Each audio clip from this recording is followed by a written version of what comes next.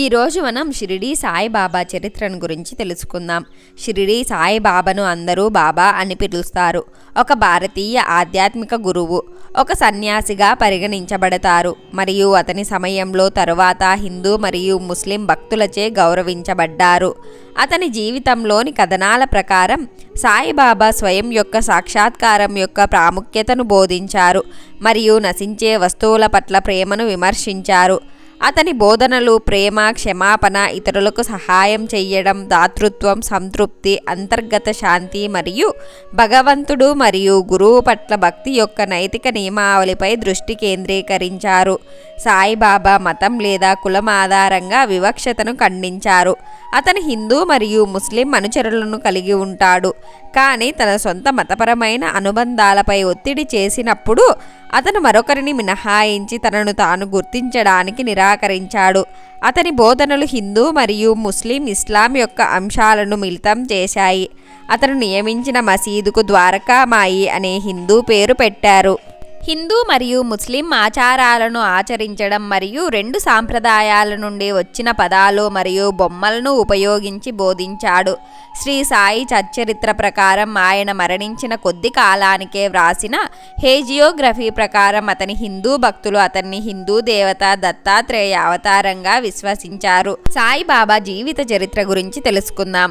షిరిడీ సాయిబాబా గురించి చాలా సమాచారం మరాఠీలో జిఆర్ దబోల్కర్ రచించిన శ్రీ సాయి సచ్చరిత్ర నుండి వచ్చింది. దబోల్కర్ జీవిత చరిత్ర వకారీ సాంప్రదాయం మరియు సరస్వతి గంగాధర్ రచించిన మరాఠీ గురు చరిత్ర గురించి ప్రభావితమయ్యింది.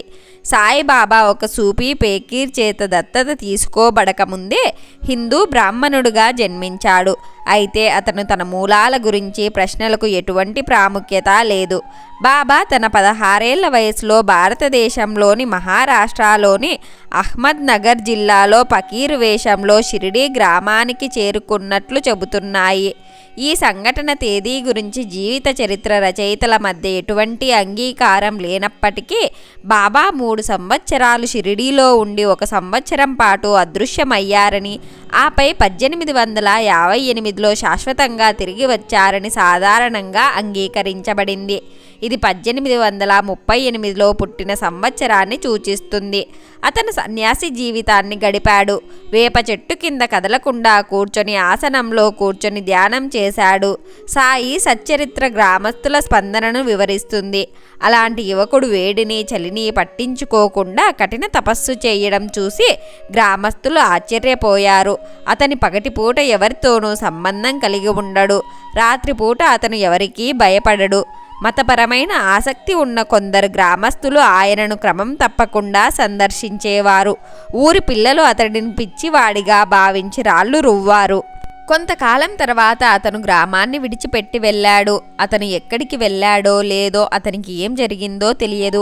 అతను అనేక మంది సాధువులను మరియు ఫకీరులను కలుసుకున్నాడని మరియు నేతగా పనిచేసినట్లు కొన్ని సూచనలు ఉన్నాయి. 1857 భారత తిరుగుబాటు సమయంలో తాను ఝాన్సీ రాణి లక్ష్మీబాయి సైన్యంతో పోరాడినట్లు ఆయన చెప్పినట్లు సమాచారం. సాయిబాబా అసలు పేరు తెలియదు. అతను 1858లో షిరిడీకి తిరిగి వచ్చినప్పుడు ఆలయ పూజారి మహల్సాపతి అతనికి సాయి అని పేరు పెట్టారు. సాయి అనే పదం మత గురువుని సూచిస్తుంది, కానీ భగవంతుడిని కూడా సూచిస్తుంది. అనేక భారతీయ మరియు మధ్యప్రాచ్య భాషలలో బాబా అనే పదం తాత, తండ్రి, వృద్ధుడు లేదా సార్ని సూచించే గౌరవప్రదంగా ఉంది. అందువలన సాయిబాబా పవిత్ర తండ్రి, సాధువు తండ్రి అని సూచిస్తారు. సాయిబాబా తన సాధారణ వేషధారణలో ఉన్నారు. ఈ సమయంలోనే సాయిబాబా మోకాలి వరకు ఉండే ఒక ముక్కు కాప్నీ వస్త్రాన్ని మరియు ఒక గుడ్డ టోపీని ధరించే పద్ధతిని స్వీకరించారు. సాధారణ సూఫీ దుస్తులు షిరిడీకి వచ్చినప్పుడు సాయిబాబా అథ్లెట్ల దుస్తులు ధరించి వెన్నెముక చివరి వరకు పొడవాటి వెంట్రుకలతో ఉన్నారని, ఆయన ఎప్పుడూ తలగుండు చేయించుకోలేదని రామ్గీర్ బువా అనే భక్తుడు సాక్ష్యం చెప్పాడు. బాబా మహెద్దీన్ తంబోలితో కుస్తీ పోటీని కోల్పోయిన తర్వాత మాత్రమే అతను కప్నీ మరియు క్లాత్ క్యాప్ తీసుకున్నాడు. ఈ వస్త్రధారణ బాబాను ముస్లిం ఫకీరుగా గుర్తించడానికి దోహదపడింది మరియు హిందువులు ఎక్కువగా ఉండే గ్రామంలో అతని పట్ల మొదట్లో శత్రుత్వాన్ని కూడా ఒక కారణం. 4 నుండి 5 సంవత్సరాలు బాబా ఒక వేప చెట్టు కింద నివసించారు మరియు చాలా కాలం పాటు ధ్యానం చేశారు. అతని పద్ధతి ఉపసంహరించుకోబడుతుందని మరియు సంభాషించలేనిదిగా చెప్పబడింది మరియు అతను తరచుగా షిరిడీ చుట్టూ ఉన్న అడవిలో చాలా కాలం పాటు తిరుగుతూ ఉండేవాడు. చివరికి అతను పాత మరియు శిథిలావస్థలో ఉన్న మసీదులో నివాసం ఉండేలా ఒప్పించబడ్డాడు. అక్కడ అతను ఏకాంత జీవితాన్ని గడిపాడు. భిక్షాటన చేస్తూ మరియు సంచార హిందూ లేదా ముస్లిం సందర్శకులను స్వీకరించాడు. మసీదులో అతను పవిత్రమైన అగ్నిని నిర్వహించాడు మరియు అతిథులు బయలుదేరినప్పుడు అగ్ని నుండి పవిత్రమైన బూడిద ఇచ్చాడు. బూడిదకు వైద్యం మరియు అపోట్రోఫిక్ శక్తులు ఉన్నాయని నమ్ముతారు. అతను స్థానిక హకీక్ యొక్క విధిని నిర్వహించాడు మరియు బూడిదను పూయడం ద్వారా రోగులకు చికిత్స చేశాడు. అతను తన సందర్శకులకు ఆధ్యాత్మిక బోధనలను అందించాడు మరియు హిందువుల కోసం రామాయణం మరియు భగవద్గీత మరియు ముస్లింలకు ఖురాన్ చదవమని సిఫారసు చేశాడు. బాబా లెండీబాగ్ అనే తోటను పోషించేవారని నమ్ముతారు. దీనికి సమీపంలో ప్రవహించే లెండీ అనే నది పేరు పెట్టారు. ఆ తోట ఇప్పటికీ ఉంది. ఇది బాబా జీవితానికి సంబంధించిన వ్యక్తులు మరియు జంతువులను స్మరించుకునే దేవాలయాలను కలిగి ఉంది మరియు యాత్రికులచే సందర్శించబడుతూనే ఉంది.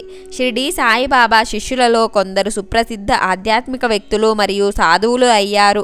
ముఖ్యంగా షిరిడీలోని ఖండోబా ఆలయ పూజారి మహల్సాపతి మరియు స్వయంగా మెహర్ బాబాకు గురువుగా మారిన ఉపాసనీ బాబా మహారాజ్, బిద్కర్ మహారాజ్, గగన్ గిరి మహారాజ్, జానకీదాస్ మహారాజ్ మరియు సతీ గోదావరి మాతాజీ వంటి ఇతర సాధువులచే కూడా అతను గౌరవించబడ్డాడు. సాయిబాబా అనేక మంది సాధువులను నా సోదరులు అని పేర్కొన్నారు, ముఖ్యంగా అక్కల్కోట్ స్వామి సమర్థ శిష్యులు. 1910లో షిరిడీ సాయిబాబా కీర్తి ముంబైలో వ్యాపించింది. అద్భుతాలు చేసే శక్తి కలిగిన సాధువుగా పరిగణించబడడం మరియు అవతార్గా కూడా అనేక మంది ప్రజలు ఆయనను సందర్శించడానికి వచ్చారు. వారు అతని మొదటి ఆలయాన్ని కార్జాత్లోని బివ్పూర్లో నిర్మించారు. ఆగస్టు 1918లో సాయిబాబా తన భక్తులలో కొందరికి తాను త్వరలో తన మృతదేహాన్ని విడిచిపెడతానని చెప్పారు.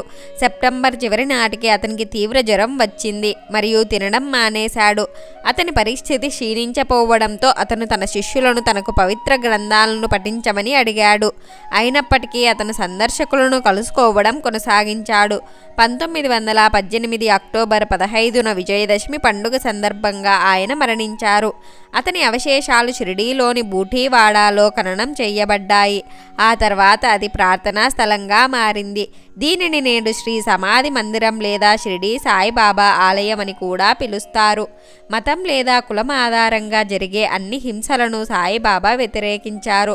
అతను మతపరమైన సనాతన ధర్మాన్ని వ్యతిరేకించాడు. క్రిస్టియన్, హిందూ మరియు ముస్లింలు అందరూ ఒకటే అన్నారు. సాయిబాబా తన భక్తులను ప్రార్థించమని, దేవుని నామాన్ని జపించమని మరియు పవిత్ర గ్రంథాలను చదవమని ప్రోత్సహించారు. ముస్లింలు ఖురాన్ అధ్యయనం చెయ్యాలని, హిందువులు రామాయణం, భగవద్గీత, యోగ విశిష్టి వంటి గ్రంథాలను అధ్యయనం చేయాలని ఆయన సూచించారు. అతను తన భక్తులు మరియు అనుచరులకు నైతిక జీవితాన్ని గడపాలని, ఇతరులకు సహాయం చెయ్యమని, ప్రతి జీవిని ఎటువంటి వివక్షత లేకుండా ప్రేమించాలని మరియు 2 ముఖ్యమైన పాత్ర లక్షణాలను అభివృద్ధి చెయ్యమని ఆదేశించాడు. విశ్వాసం మరియు సహనం, నాస్తికత్వాన్ని విమర్శించాడు. సాయిబాబా తన బోధనలలో భూసంపన్నమైన విషయాలతో సంబంధం లేకుండా ఒకరి విధులను నిర్వహించడం మరియు పరిస్థితితో సంబంధం లేకుండా సంతృప్తి చెందడం యొక్క ప్రాముఖ్యతను నొక్కి చెప్పారు. తన వ్యక్తిగత ఆచరణలో అతను ఇస్లాంకు చెందిన పూజా విధానాలను గమనించాడు. అతను సాధారణ ఆచారాలలో పాల్గొన్నప్పటికీ అతను ముస్లిం పండుగ సమయాల్లో కూడా పాల్గొన్నాడు. అప్పుడప్పుడు అల్ ఫాతిహా పఠిస్తూ బాబా ప్రతిరోజు 2 సార్లు తబలా మరియు సారంగీతో మౌలిద్ మరియు కల్వాయి వింటూ ఆనందించారు. సాయిబాబా ఇస్లాం మరియు హిందూ మతం రెండింటిలోనూ మత గ్రంథాలను అర్థం చేసుకున్నారు. అతను అద్వైత వేదాంత స్ఫూర్తితో భక్తి మార్గానికి బలమైన ప్రాతినిధ్యాన్ని వహిస్తూ హిందూ గ్రంథాల అర్థాన్ని వివరించారు. 3 ప్రధాన హిందూ ఆధ్యాత్మిక మార్గాలు భక్తి యోగ, జ్ఞానయోగ మరియు కర్మయోగ అతని బోధనలు ప్రభావితం చేశాయి. సాయిబాబా దాతృత్వం మరియు భాగస్వామ్యాన్ని ప్రోత్సహించారు. సాయిబాబా నిజమైన సద్గురువుకు శరణాగతి యొక్క ప్రాముఖ్యతను నొక్కి చెప్పారు. ఎవరు దైవిక చైతన్యానికి మార్గాన్ని తొక్కడం ద్వారా శిష్యుణ్ణి ఆధ్యాత్మిక అభివృద్ధి యొక్క అడవి గుండా నడిపించగలరో వారు నిజమైన భక్తులు. సద్గురువును ఎల్లప్పుడూ ప్రేమతో ధ్యానించండి మరియు పూర్తిగా ఆయనను లొంగిపోతారు. అతను ఈ కోణంలో తన గురించి మాట్లాడినప్పుడు అతను తన అర్థాన్ని ఇలా వివరించాడు.